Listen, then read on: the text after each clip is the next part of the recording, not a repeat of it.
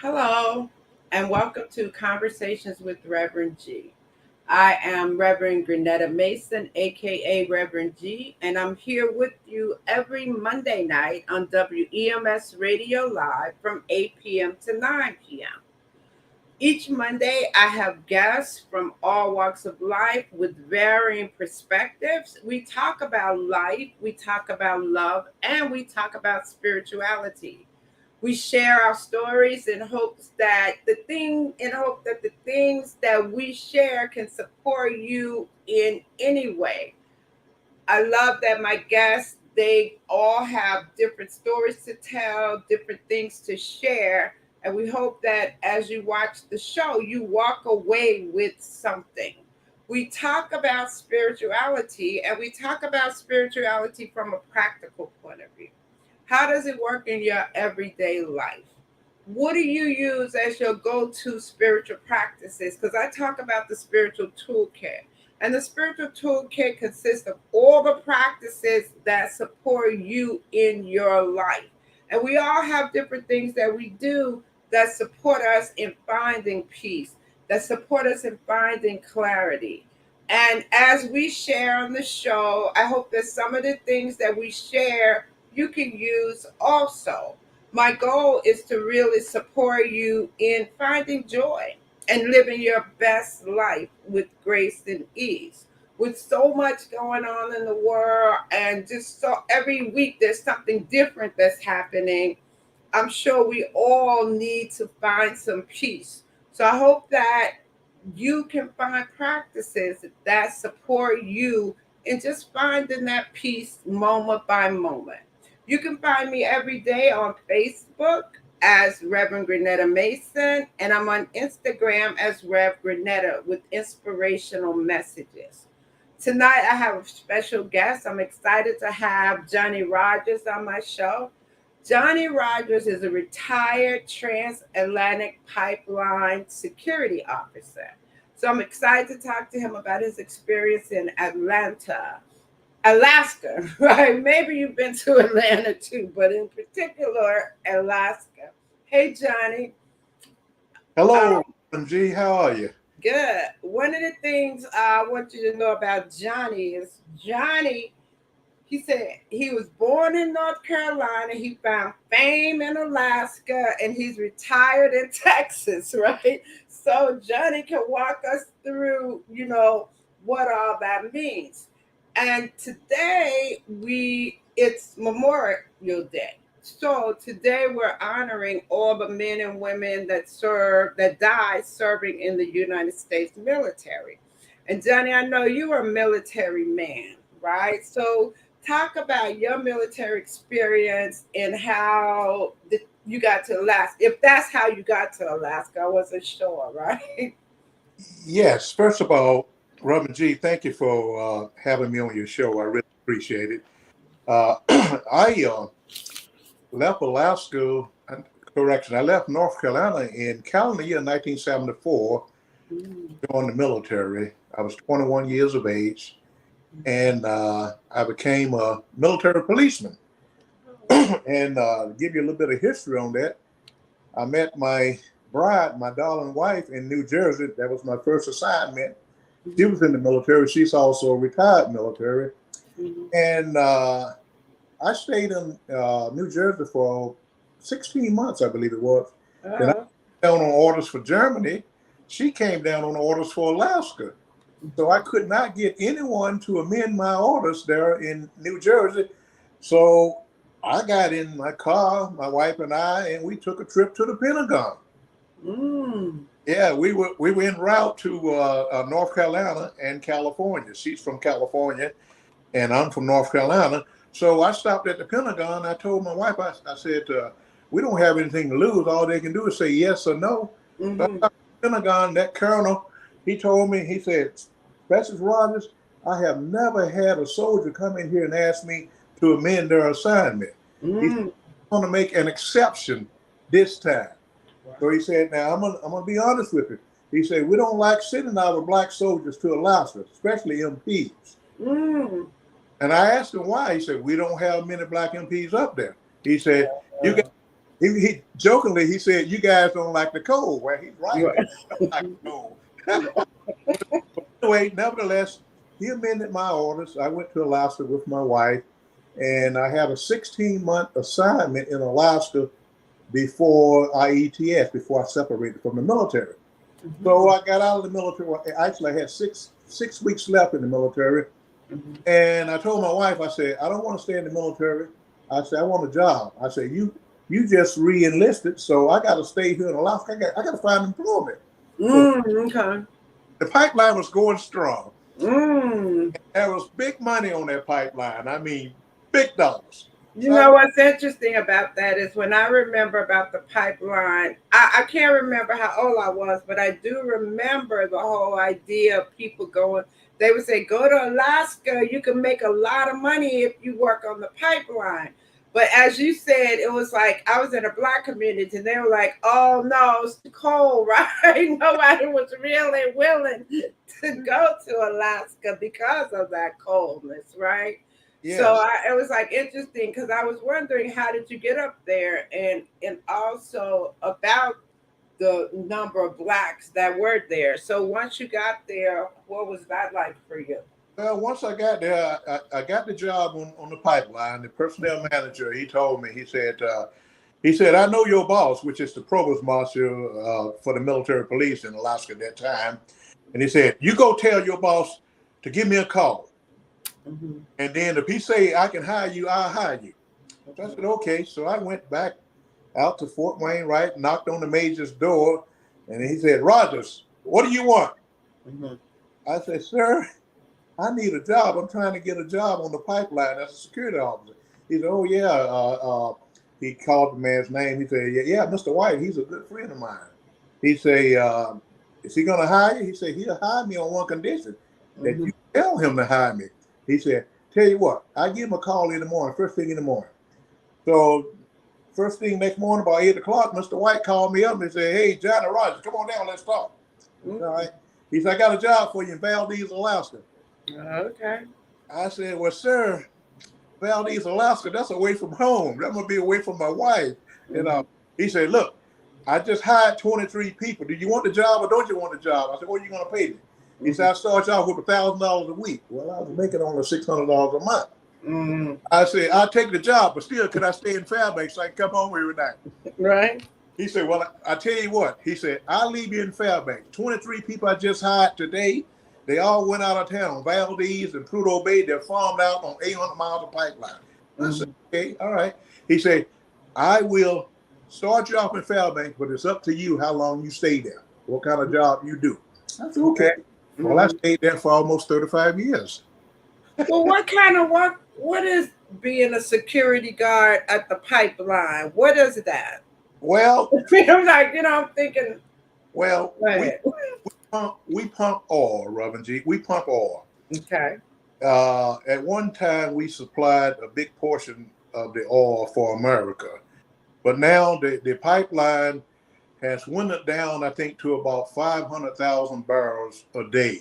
At one time, we were pumping 2 million barrels a day. Wow. Okay.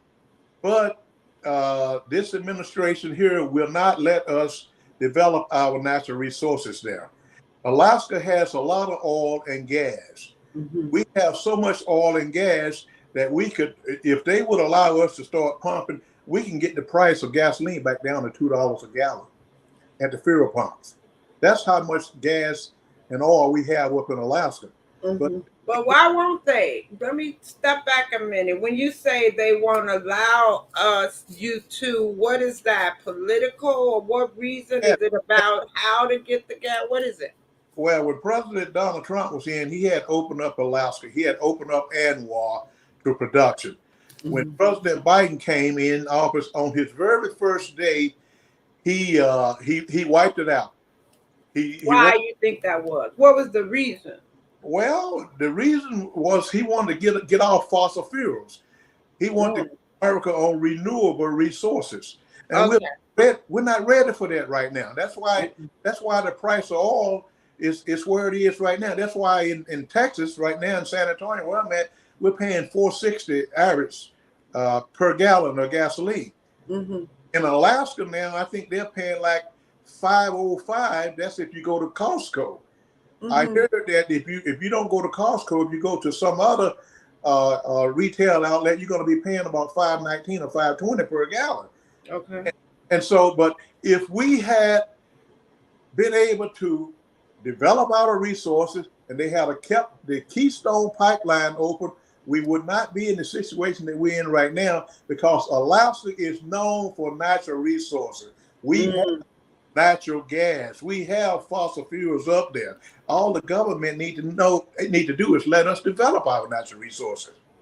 Mm-hmm. Then we could get America back to where the average American can afford to go to work and afford to buy fuel and afford to buy baby formula, all of that stuff. Mm-hmm. I mean, all of this inflation is where it is because energy is one of the components of inflation. Mm-hmm. And Mm-hmm. so gasoline, my understanding is it's probably going to continue to go up unless we get more fuel developed. So is it about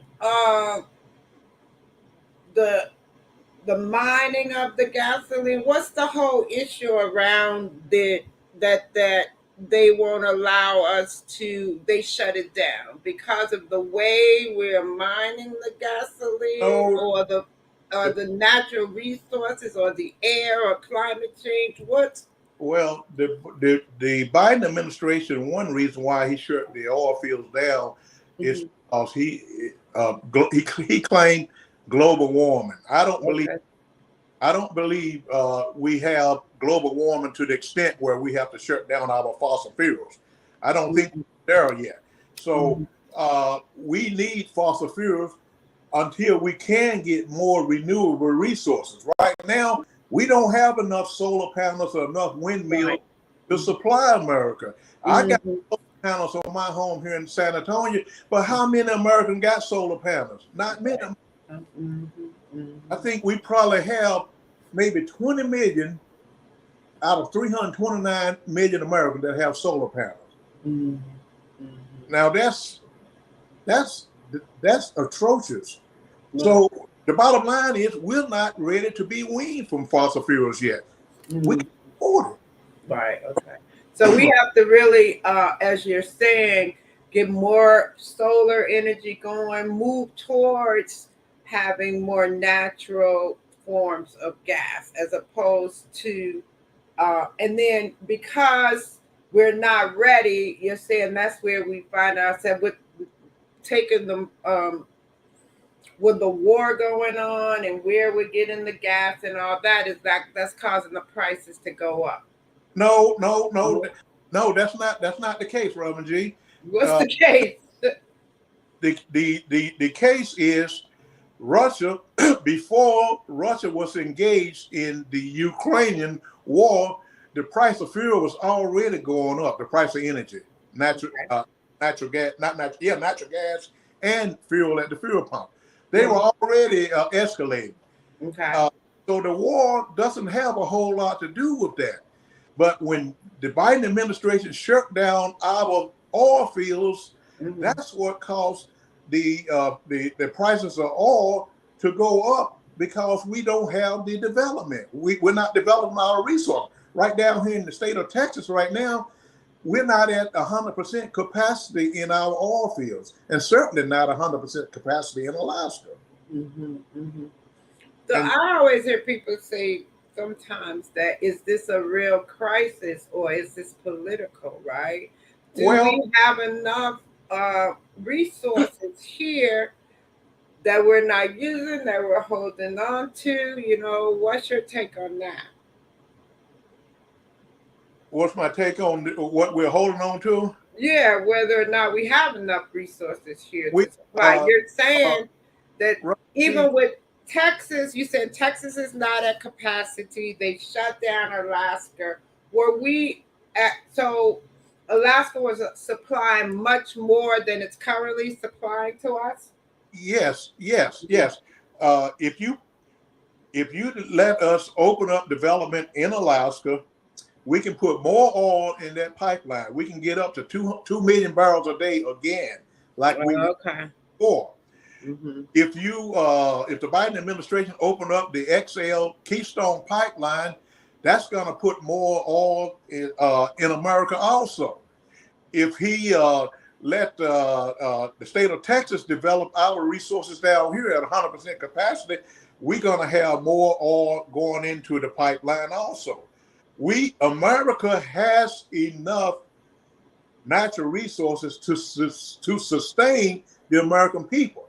When Donald Trump was in office, we had all kinds of oil and gas out there. That's why fuel was $2 a gallon here in Texas at the fuel pump when Donald Trump got out of office. That's what I was paying. Actually, I was paying $1.97 a gallon when Donald Trump got out of office. Mm-hmm. Now I'm paying $4.60 a gallon. Mm-hmm. That's atrocious. I mean, that's crazy because we got the fossil fuels here to develop, but the Biden administration will not allow us to develop them. That's pretty interesting to me when we get into like I don't know a whole lot about that, right? So it's interesting to look at as you talk about what the Trump administration, the Biden administration, what was the Obama administration doing prior to the Trump administration? You know, where were we as we look at the progression before Trump? So we talk about after Trump, what was happening before Well, Trump? when Obama was in office, inflation wasn't anywhere near where it's at right now. Inflation did not take off before the Biden administration got in office. Obama, he was very political. He knew how to run a country. Obama, he did not mess with fossil fuels that much because he knew what the outcome was going to be if he had a shut down Alaska. Right now, Biden, he's talking about buying fuel from Venezuela. They're our enemies. We don't want to do that. And we certainly don't want to have to buy fuel from Russia. Right. I mean, we were buying fuel from Russia, but we don't want to have to get back into that abyss buying fuel from Russia. Let us develop our own natural resources. Reverend G, the reason why I am so informed on this because I worked in the oil patch for 35 years. Even though I was a security officer, during my final 5 years, I was running the pump station up there. The pump station was shut down, but still I was running the pump station. I knew what to do. They came in there and done projects and all, so I stayed on top of the game. I knew what was going on the whole time. That's what I did my last 5 years. I ran a pump station. If you come in there and do a project, I was in charge of that project. And if you walk through there and you weren't doing the project the way you're supposed to be doing, I shut you down just for safety reasons. And so that's the kind of power they gave me up there because I had been in the oil field for a long time. I knew the industry. I still know the industry. That's why I stay on top of it because, when you work in the oil field for 35 years, you know a little something about the operation. Then I came to Texas and worked in the oil field for Anadarko Petroleum as a security officer for 18 months. So I was on top of what was happening in the Texas environment. So yeah, it's interesting. Yeah, well, as a security officer, I remember when we went to Alaska, you showed us the pipeline, right? Yes. And the part on top of the ground. Yeah. Right. Right. And I was like, wow, a security officer, right? And did you just what was your actual role? You were securing what? Well, my company protected the pipeline. We had helicopter patrols, we had vehicular patrols, we had snow track patrols, snow patrols, and we were armed. We had 3 weapons platforms. We were trained by law enforcement. We were trained. We received our training from the Alaska State Troopers and the Fairbanks Police Department. And when those boys retired, guess who they went to work for? They went to work for us if they wanted to. Yeah. At one time, Reverend G, we had so many weapons that the Alaska State Troopers, they had to borrow weapons from us. That's when we had the M16s. They didn't have enough M16s. But I worked for an oil company, and so they had big money to spend. So they could do it. So, whoa. I know I might sound really silly though. Well, what were you protecting? Were bandits or people coming over there to rob it? Well, That's why. okay. We had the pipeline. We had 3 sabotage attempts. Okay, all right, okay, got it. All right, okay, now, okay, my brain was like, what are we protecting here, right? They're now I get it, right? Still protecting that pipeline up there right now. And the reason why we protect it, in addition to not wanting that oil to be spilled on the ground, is it comes under the federal government. It comes under the DOE, Department of Energy. So I mean, in order to work on that pipeline, you gotta go through all the Department of Energy training and all. And it is a national interest to America. The federal government mandates that the Trans-Alaska Pipeline have private security on it. And you have to be trained. When I got on it, the requirement was you have to have 1 year law enforcement. As a military policeman, I had 3 years of requirement. Okay. I guess you could say it's known now as a paramilitary organization. Oh, okay. So when you said you worked in Alaska in the military for 16 months. Prior to that, you were in New Jersey in the military? Yes, I spent 3 years as a military policeman, and doing some of that 3 year period, I was a narcotics agent for the military. But the reason why I got the job, or where my experience came in at, was I was a uniform police officer. Okay. I had to go through a bona fide military police academy to get to be there, right? So, do you think that what is your take on the military today as an option for young people? If I had, now, my oldest son, Anthony, he went in the military. He was there for, I think, for 7 years, and I think 2 or 3 tours in Iraq. If I had a son or a daughter right now, 18 years old, I would advise them to serve their country for at least 3 to 4 years. Number one, it's a good job for them. Number two, it gives them a start in life. If it wasn't for the military, I would probably still be farming in North Carolina. So and when I left North Carolina, now I was working in manufacturing, but I worked on the farm until I was 16 years old, because that's what my father did. But when I left North Carolina, I was working in manufacturing. I was working at a pantyhose place, making pantyhose.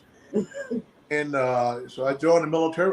When I joined the military, I had no idea that I was going to wind up in Alaska. Not for 40 years. Yeah, wow, that's a long time. Yeah. But see, the thing about it, tell you a little bit about myself here is, I'm just a high school graduate. But when I got up on that pipeline, I realized most of those folks that I was working with, my colleagues, they were college graduates. They were on that job. Some of them stayed out there for 35, 40 years, just like I did. They stayed out there because they made more money on the pipeline than they could in their respective field. Yeah. And so that's why I stayed on it for 35 years. When they tell you, I was 23 years old, they started me off with $1,000 a week and some change. That was big money in 1977. I bet. Yeah. And 35 years later, I left there making $3,000 a week, somewhere around there. Yeah. And so I didn't leave it until I was financially independent. Here's what I tell the young college kids today. I say, you got a college degree. What's the purpose of that college degree? I asked them. Because they got it hanging on the living room wall somewhere. Right. College degree. And I have to educate them. I say, a college degree is made for one purpose. That's to earn money. That's to earn a livelihood for you and your family. I say, that's why you have a college degree. So start focusing on earning money. Don't be underemployed. Don't be, I don't want to denigrate a trash collector, but don't be riding on the back of a trash truck and you got a PhD. Right. Yeah. Mm-hmm. And so I instilled in both my sons to get a college degree. Mm-hmm. And that's what they did. They got a college degree. Neither one of my sons have asked me for one dime. And Mm. they may have felt the need, but they didn't ask me. They didn't ask you, like, oh no, right? But I think it's important also to teach kids about finances. And what's interesting is as I think about um when I thought about Alaska and the whole idea that you can make so much money living there and working on the pipeline, right? Mm-hmm. And that's what I remember about it. But it wasn't enticing enough for a lot of people. And I only knew people from the military that would end up in Alaska. And you know, in my world, it's like the military people, and I didn't know necessarily how many blacks. And as you had mentioned earlier, when you first said you wanted to go, he said that there weren't that many there. Right. How did you find your way navigating as a black man in this whole Alaska environment? Well, first of all, the people of Alaska are very good people. I, in the 46 years that I have been associated with Alaska, Mhm. I haven't experienced much racial prejudice at all.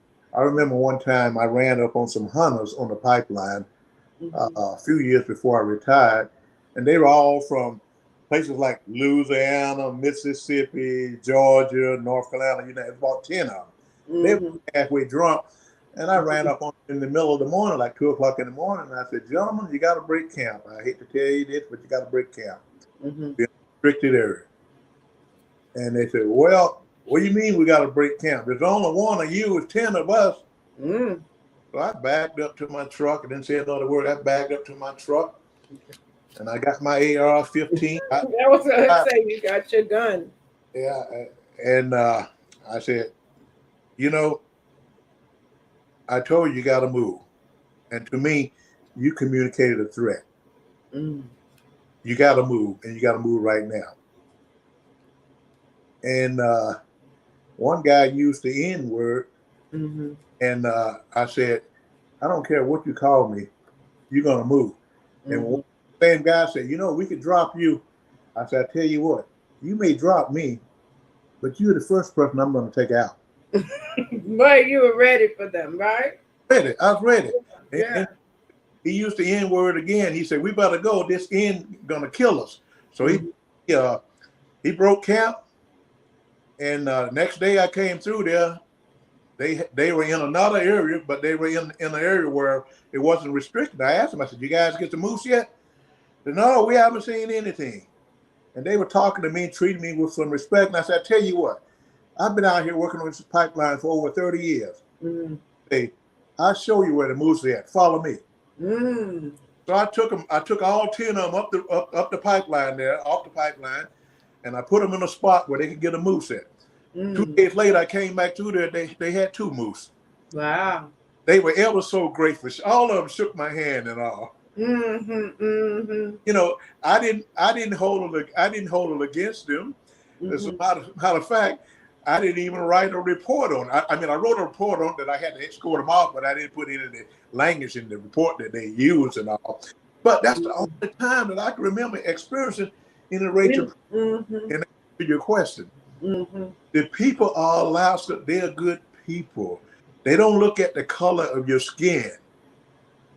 They look at, are you a man or are you a woman? Word of my, that's what Mm-hmm. That's your experience. Oh, okay. Mm-hmm. When let's shift a little bit and talk about your spiritual journey. So you said when you started out, did you grow up in church? Talk about that and where you are today. Yes, I grew up in a Southern Baptist church down in the state of North Carolina, Oh, okay.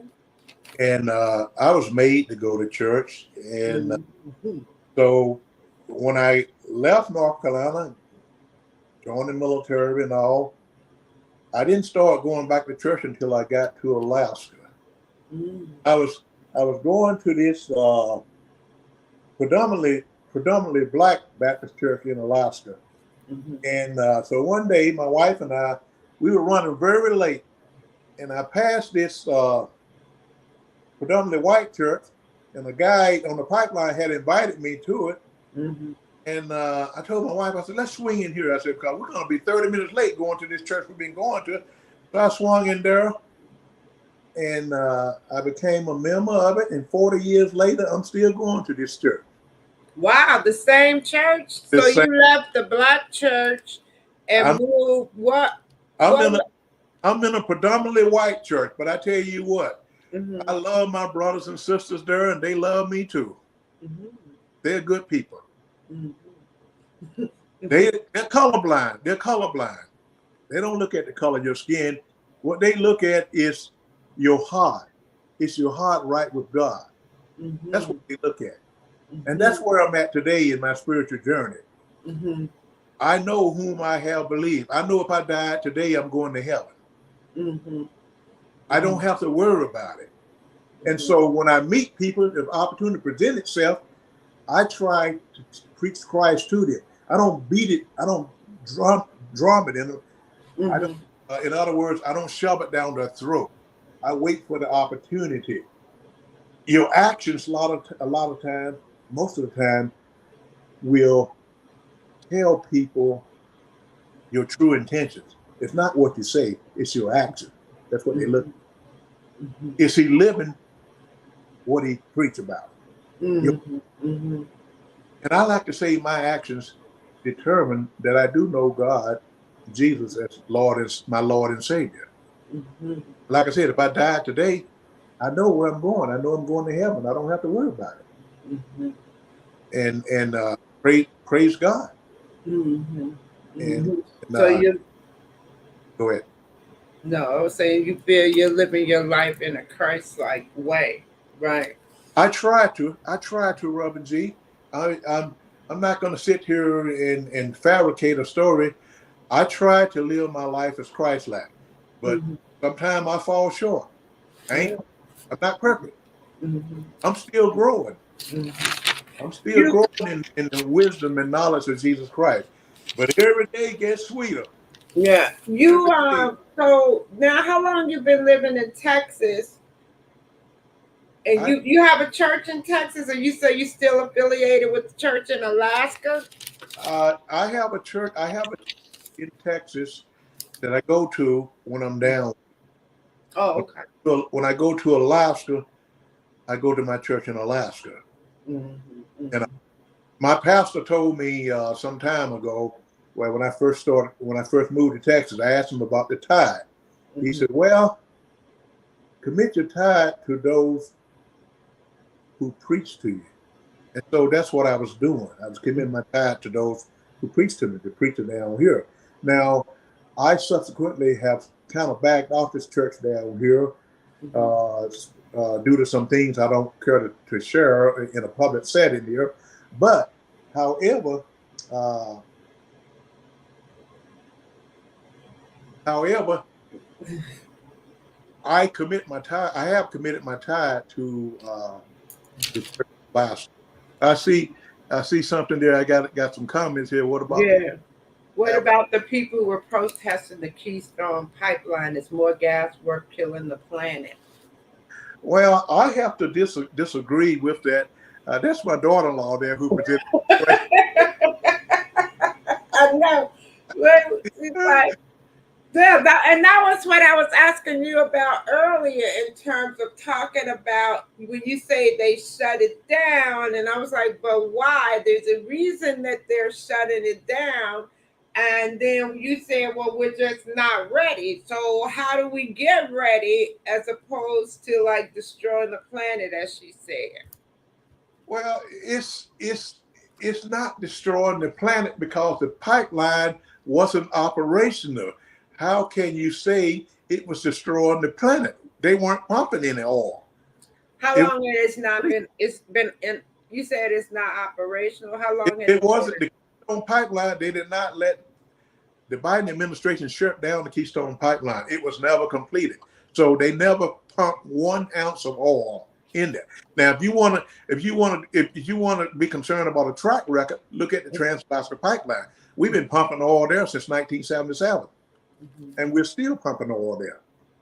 And we haven't damaged the environment. We've only had a few minor spills. Now, we have learned something. America has learned something about fossil fuels. They have learned something about protecting the environment. The Trans-Alaska Pipeline is a good example that we can pump oil and protect the environment. We've been doing it since 1977 up in Alaska. So we've demonstrated that we can do the job safely and continue to protect the environment, protect the moose, the caribou, and all of those animals, polar bears, the grizzly bears up in Alaska. They still roam free. Well, you said though we went from 2 million to 500. What caused that? What was the reason that we really went? And it didn't just happen. Did this just happen from Trump to Biden, or has there been this decrease over time? It has been decreasing over time. ANWR was closed, Reverend G. ANWR, that's in Alaska. That's where a lot of our oil lies underneath ANWR, the coastal plain. ANWR was closed. Obama would not open it up. George Bush would not open it up. Biden, President Donald Trump opened it up. He opened it up for development. President Biden, he closed it. He wrote an executive order closing it right away. So if we could open up ANWR, the coastal plains in Alaska, we could replenish that pipeline. We could refill that pipeline again. We could probably pump over in excess of 2 million barrels a day, because our technology has advanced since then. But, we got to get Biden to open it up. And if he don't open it up and don't open up Texas and the Keystone Pipeline, our natural resources are going to continue to deplete. We're going to continue to pay high fuel prices. Now, I know in New York, where you're at, you guys don't drive much. But down here in Texas and Alaska, we are dependent upon vehicles, autos.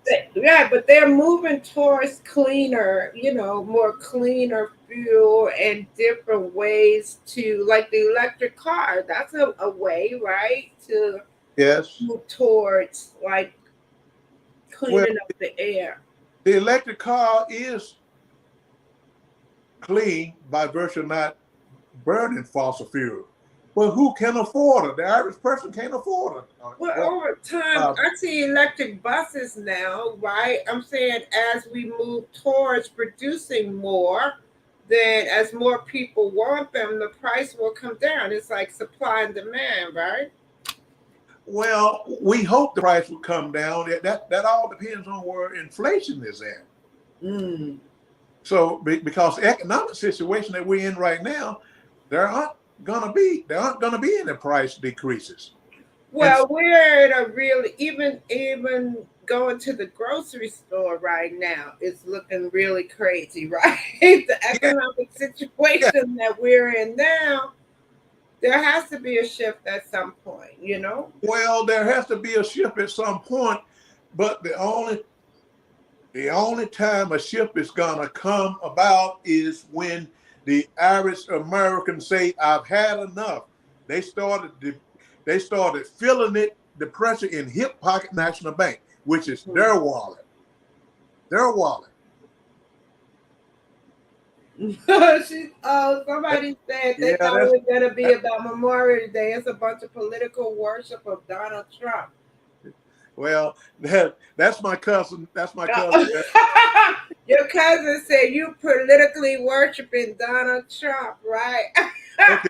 Well, let me say something to Say something about Memorial Day so that your cousin will feel not disappointed, right? In Okay, the okay, whole yes, yes, conversation, yes, right? okay, yes, ma'am, yes, ma'am. Okay. Uh, okay, cousin Juanita. Uh, That's so in clever. honor, this is for cousin Juanita. In Okay. honor of those men and women who died to protect our freedom, they died in war to protect our freedom. I honor and salute them on this day. May God bless their families. I thank them diligently for their service because I would not enjoy the freedom that I enjoy today as an American had they not committed the ultimate sacrifice. Mhm, I mhm. thank God for them, those men and women that committed the ultimate sacrifice. Because Um, I hope that's okay. Good. Let's shift. I also talk about spiritual tools and spiritual practices, right? Because I feel that spiritual practices can support us every day in everything that we do. What are your top three spiritual practices, Johnny, that help you get through and find your peace? Well, number one, I read my Bible daily. Every morning when I get up, that's the first thing I do when I get out of my shower. I come to the office here and I commit to reading my Bible. Number two is I believe in the power of prayer. Number three, commitment of my time and energy to God, Mhm, leading other people to God. mhm, mhm. But before I close, I got a list of things I want to say about Alaska. Well, go ahead and say them. That might sound better to Juanita than, Yeah, yeah, yeah, than anything yeah, else. If you up here, what you want to say about Alaska, yeah, right?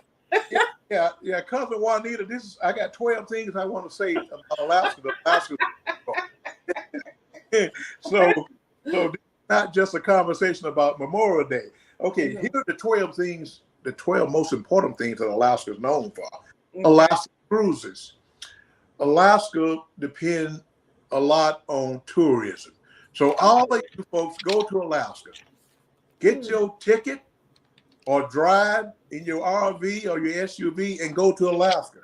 Take an Alaskan cruise. mhm, We need your dollars. And Alaska is a great place. Alaska is a beautiful state. mhm, It's full of natural beauty.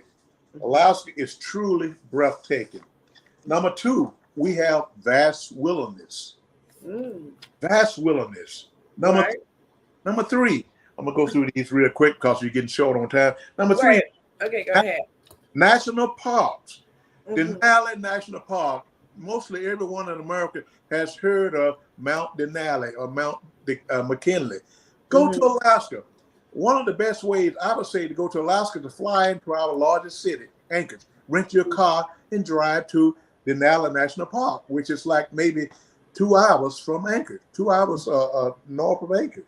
mhm, The people. I talked about the people. One mhm, thing I want to say to you about the people: don't go to Alaska and ask an Alaska native, "Is he or she Eskimo?" That's mhm. derogatory. Right. If you don't know they're Eskimo, don't ask them. Just it's best to say, "What ethnicity are you?" So they get pretty ticked off. They don't. Alaska natives don't want to be called Eskimo or vice versa. Okay. Okay, number five, the Northern Lights. The Northern Lights are so Northern Lights. Yeah. in Alaska. You have to Mhm. see those. Number six, we have mild summers. It can get up to from 70 to 90 degrees in Alaska. Now I spent most of my time in Fairbanks, Alaska. Mhm. Today I think they got up probably to about 70 degrees. And 70 degrees is good weather up in Alaska. Trust me. Mhm. What's the cold? It's like below 40 it gets up there? I'm glad you asked. Negative 40?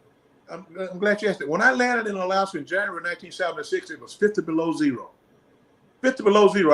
I had on my U.S. military police uniform, minus Mhm. the weapon, Mhm. and I had on what I call a New York oil coat. Mm-hmm. I was freezing my toes off. Mm-hmm. Yeah. So anyway, the midnight sun. Now you've been to Alaska, Reverend G. Right. The Yeah. sun don't usually set in June and July. It don't go down. I mean, 2 o'clock in the morning, you can be out in the front yard and read the newspaper Right. with no artificial light. Mm-hmm. Number 8, Trans-Alaska Pipeline, which I worked on for almost 35 years. To build that pipeline, it cost $8 billion. And Wow. at the peak of employment, we had 70,000 people. That's more people than we had in the entire city of Fairbanks, Alaska. Wow. 70,000 people. Number 9, bears. We have grizzly bears. We have polar bears. Oh, bears, bears. And we have black bears. We have over 100,000 bears in Alaska. Wow. Yes. And number 10, fishing. Fishing. You probably love halibut. Mm-hmm. You probably love salmon. Mm-hmm. But right now, most Americans, their budget can only afford tuna or catfish. That's including. Really, that's all their budget can afford. That's right. So you better fish. You better scratch fishing off your list if you go to Alaska, because it costs a lot of money to go fishing up there now. And we have, for the sake of those who still love fishing, we have freshwater fishing, saltwater fishing, ice fishing, and fly fishing. Mm. Number 11, dog sledding. Everybody knows about the dilly rod, dog sledding. Mm. Dog sledding is Alaska's official sport even to this day. Mm. Dog sledding. Mm-hmm.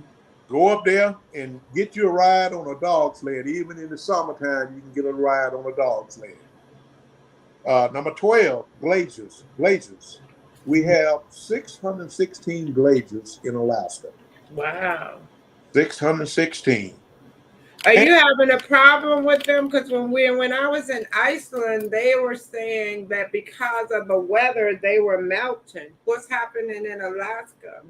I haven't heard that report, Robin G. Oh, really? Oh no, I haven't. But anyway, we have over 2.26 million folks who visited Alaska last year. So Alaska is big on tourism.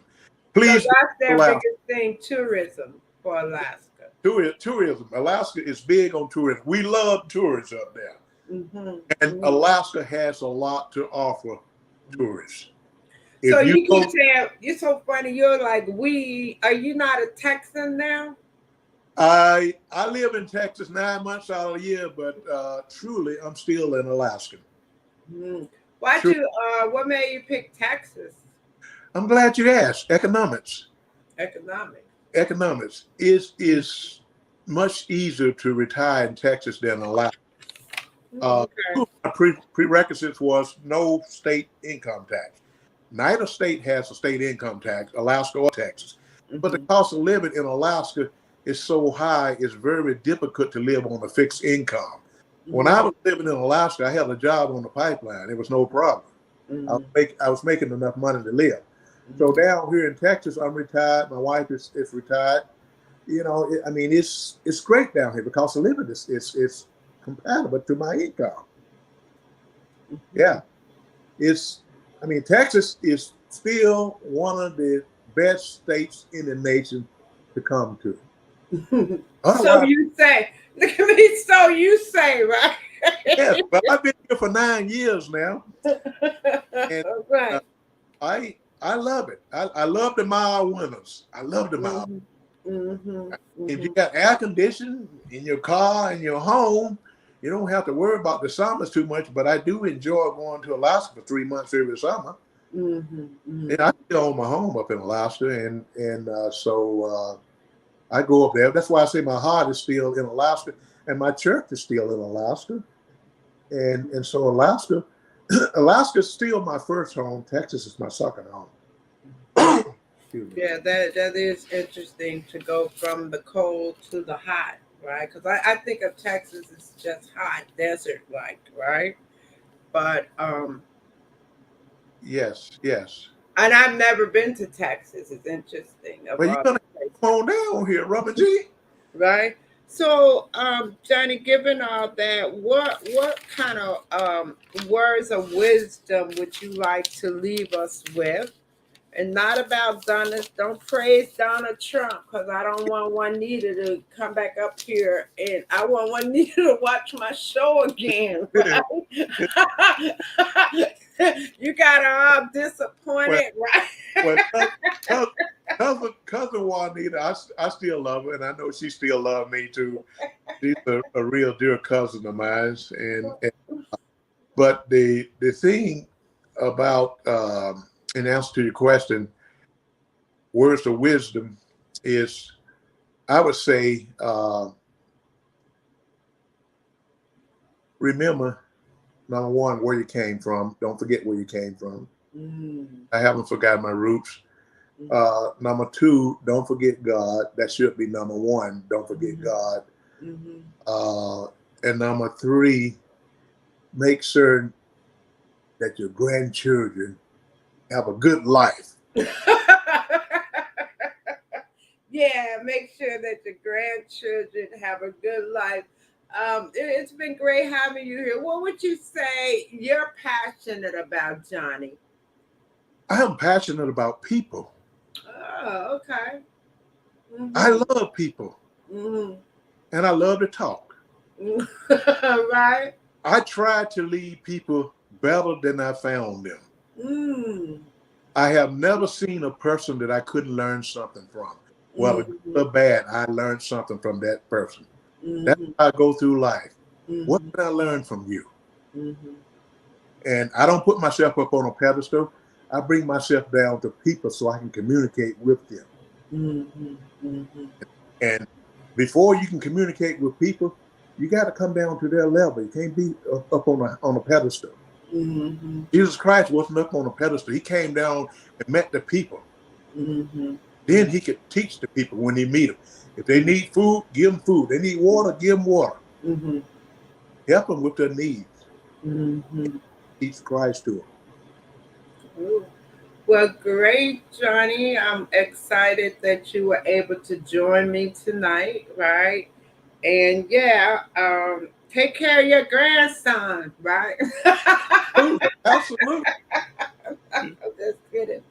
But thank you for joining me tonight, and I will definitely be in touch with you. So thanks again for coming. And thank you for having me, Reverend G. Okay, bye bye. Bye bye. Thank you for joining me tonight on Conversations with Reverend G. And I'm here every week with guests from all walks of life with varying perspectives. And we talk about things that are happening in life. We talk about spirituality also. My goal is to support you in finding peace and joy, and just living your best life with so much going on, and the world the way it's whirling right now, right? We do need a lot of support, and I find myself using all of the spiritual practices that I have, and I know that consistency is one of the things that supports me. So I consistently do my prayers and my meditation and my singing and my art and all the things that support me and just finding that peace. So I hope you have practices in your spiritual toolkit that you can go to support you through these times of uncertainty and with everything going on. Join me here every week at 6 p.m. at 8 p.m. on WEMS Radio Live. We're on Facebook, YouTube, and Twitch. You can find me every day with inspirational messages to support you through the day. I'm on Facebook as Reverend Grenetta Mason, and I'm on Instagram as Rev Grenetta. So thank you for joining me tonight, and I'll see you next week right here on Conversations with Reverend G. Live your best life.